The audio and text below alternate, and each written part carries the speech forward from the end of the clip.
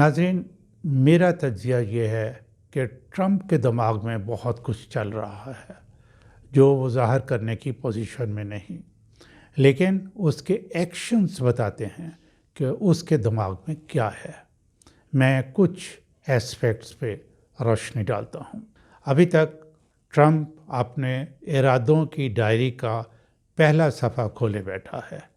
اگلے صفحوں پر کیا ہے یہ بہت جلد معلوم ہو جائے گا۔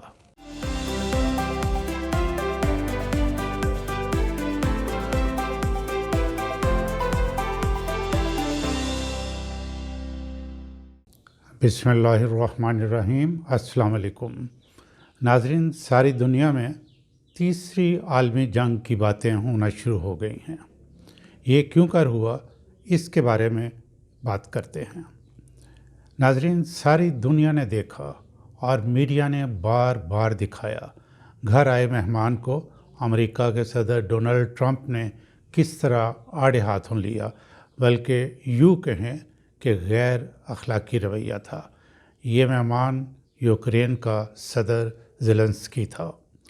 یوکرین کے صدر نے بھی اپنی حیثیت کے مطابق اسی لب و لہجہ میں جواب دینے کی کوشش کی، لیکن اگر ملک چھوٹا ہو، مقروض بھی ہو، حالت جنگ میں بھی ہو اور امریکہ سے مدد بھی چاہ رہا تو یقیناً سر جھکانا ہی پڑتا ہے۔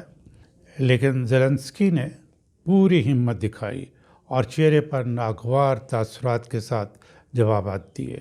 امریکی میڈیا نے بھی غیر منصفانہ رویہ رکھا اور زیلنسکی کو سوال کر دیا کہ وہ استعفیٰ دے رہا ہے۔ یہ سب کو معلوم ہے کہ ٹرمپ سے کسی ڈیسنسی کی توقع کی جا سکتی ہے، نہ اس نے دکھائی۔ اس جھڑپ کے بعد کھانے کا پروگرام کینسل کر دیا اور ممکنہ معاہدوں پر دستخط کیے بغیر زیلنسکی انگلینڈ روانہ ہو گیا، جہاں یورپین ممالک کے سربراہان اکٹھے ہوئے تھے اور وہ ایک کانفرنس میں شرکت کرنا چاہ رہے تھے۔ ٹرمپ نے دنیا کو یہ بتا دیا کہ وہ دنیا کے کسی بھی ملک کے سربراہ کے ساتھ ایسا سلوک کر سکتا ہے۔ دوسری طرف یورپین ممالک کے سربراہان زیلنسکی کو زور زور سے جفیاں ڈال کر دنیا کو یہ واضح طور پر بتا رہے تھے کہ وہ یوکرین کے صدر زیلنسکی کے ساتھ ہیں۔ اصل میں بات یہ سمجھنی ہے کہ ٹرمپ کی پرابلم کیا ہے اور یہ جھگڑا کیا ہے۔ ٹرمپ نے بار بار زیلنسکی کو کہا کہ تم تیسری عالمی جنگ کو دعوت دے رہے ہو اور بار بار اعلان کرتے ہو کہ میں جنگ بندی نہیں کروں گا۔ ناظرین، اصل میں جھگڑا ایسٹس یعنی مال و دولت کا ہے۔ یہ بات سمجھنے کی ہے۔ ٹرمپ اپنی تقریروں میں کہہ چکا ہے کہ امریکہ بہت زیادہ پیسہ دنیا میں مختلف پروجیکٹ پہ خرچ کرتا رہا ہے، جس کی وجہ سے امریکہ صحیح طریقے سے ڈیولپ نہیں ہو سکا۔ ساری دنیا میں اس نے یو ایس ایڈ کے نام سے چلنے والے تمام اداروں کے فنڈز، گرانٹس فی الحال 3 ماہ کے لیے بند کی ہیں، لیکن مجھے نہیں لگتا کہ یہ ایڈ جو ہے یہ کھلے گی۔ یوکرین کے صدر کے ساتھ اس نے جھگڑا کرتے ہوئے اونچی آواز میں کہا کہ امریکہ یوکرین کی جنگ میں $120 بلین خرچ کر چکا ہے۔ دراصل امریکہ اس کے بدلے یوکرین کے معدنی ذخائر پر قبضہ کرنا چاہتا ہے۔ ناظرین، یوکرین 1991 تک روس کا حصہ تھا۔ 1991 میں جب روس کے ٹکڑے ہوئے تو یوکرین ایک آزاد ریاست بن گیا۔ پوٹن، رشیا کا صدر جو ہے، وہ یوکرین کو کہہ رہا ہے کہ تم روس کے ساتھ مل جاؤ تو تم ایک انڈیپینڈنٹ حیثیت حاصل کر سکتے ہو، لیکن نیٹو کے ممالک جو ہے وہ ایسا نہیں چاہتے۔ ٹرمپ کو نیٹو ممالک پر بھی اعتراض ہے۔ اس نے بہت دفعہ کہا ہے کہ امریکہ نیٹو کے تمام پروجیکٹس اور ایکٹیویٹیز پر بہت زیادہ پیسہ دیتا ہے، جبکہ دوسرے ممالک اپنے وعدے کے مطابق اس میں حصہ نہیں ڈالتے۔ ناظرین، میرا تجزیہ یہ ہے کہ ٹرمپ کے دماغ میں بہت کچھ چل رہا ہے جو وہ ظاہر کرنے کی پوزیشن میں نہیں، لیکن اس کے ایکشنز بتاتے ہیں کہ اس کے دماغ میں کیا ہے۔ میں کچھ ایسپیکٹس پہ روشنی ڈالتا ہوں۔ ٹرمپ کی سوچ پینٹاگون کی پالیسیوں سے بہت مختلف ہے۔ پینٹاگون ہی کی پالیسیز ہیں کہ دنیا میں کہیں نہ کہیں جنگ جاری رکھو۔ اس کے ان کو 3 فائدے نظر آتے ہیں۔ 2 ملکوں میں لڑائی کراؤ اور ان کو اسلحہ بیچو۔ اسلحہ میں ڈیل کرنے والے جتنے بھی لوگ ہیں وہ بہت انفلوئنشل ہیں۔ یہ حکومتیں گراتے، بنواتے اور جنگیں کرواتے ہیں۔ انسانوں کی ان کے قریب کوئی قدر و قیمت نہیں۔ دوسرا، جب بمباری سے جنگ کرنے والے ملکوں کی بلڈنگ، سڑکیں، سب کچھ تباہ ہو جائے تو ان کو دوبارہ بنانے کے لیے، یعنی ری بلڈ کرنے کے لیے اپنے کانٹریکٹرز کو ٹھیکے دو، اور ری بلڈنگ میں پھر بہت سی مشینری اور ایکوپمنٹ بھی بیچو۔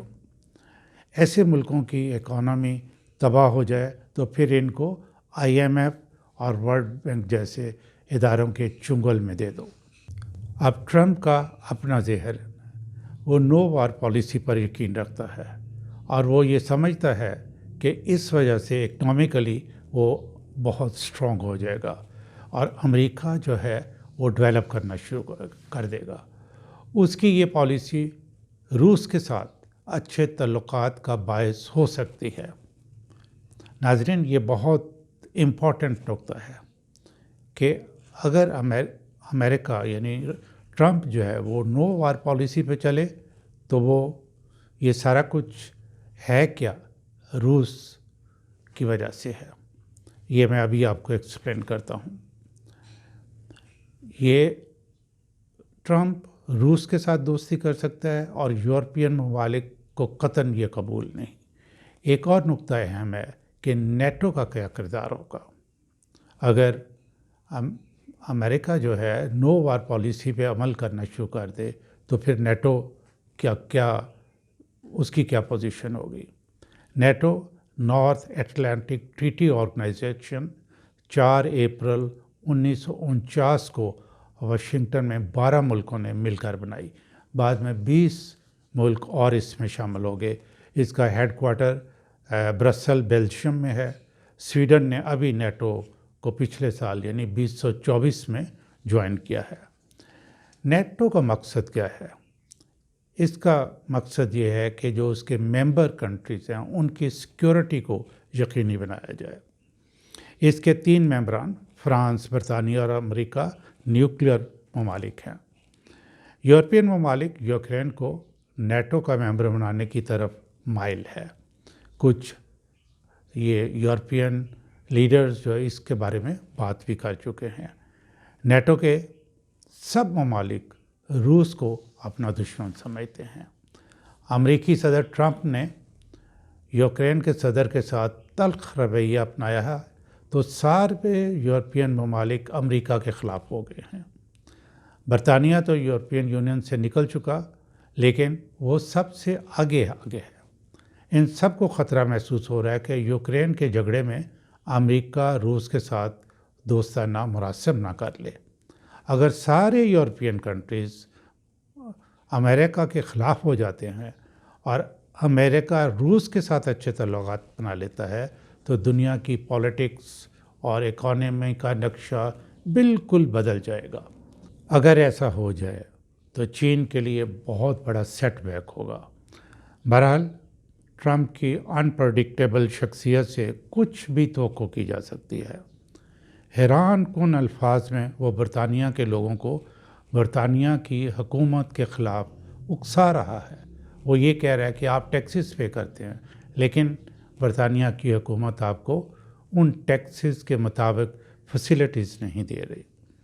میرے انالیسس کے مطابق ایک بات یقینی ہے، ٹرمپ دنیا میں جہاں جن پروجیکٹس میں شیئر ڈال رہا ہے یا فنڈنگ کر رہا ہے اس کو ختم نہیں تو کم ضرور کر دے گا۔ اس وقت ٹرمپ کے لیے معاملات آسان نہیں۔ पेंटागन की पॉलिसियों से उसे इख्तलाफ है। यूएस एड की फंडिंग फ़िलहाल बंद कर चुका। यूक्रेन के सदर ने उसकी बात नहीं मानी। इस सूरत हाल में यूक्रेन उसको मादियात देने से रहा। यूरोपीय ममालिक यूक्रेन के सदर के साथ मिल चुके हैं। चीन इन तमाम हालात का बगौर ठंडे दिमाग से जायज़ा ले रहा है और सारी एनर्जीज अब भी अपनी इकॉनमी को बेहतर करने, दूसरे ममालिक में इन्वेस्टमेंट करने, तमाम ममालिक से अच्छे ताल्लुकात मजबूत और खुशगवार करने पर अपना वक्त लगा रहा है। जब मैं इन तमाम हालात का एनालिसिस करता हूँ तो मुझे आलमी जंग का कहीं नामो निशान नज़र नहीं आता।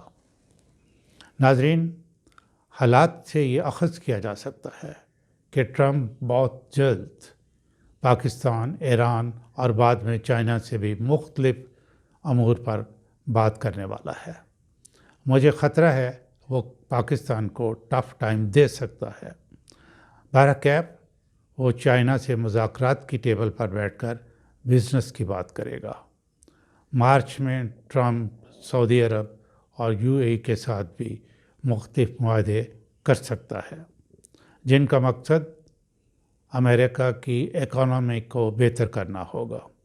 अभी तक ट्रंप अपने इरादों की डायरी का पहला सफ़ा खोले बैठा है।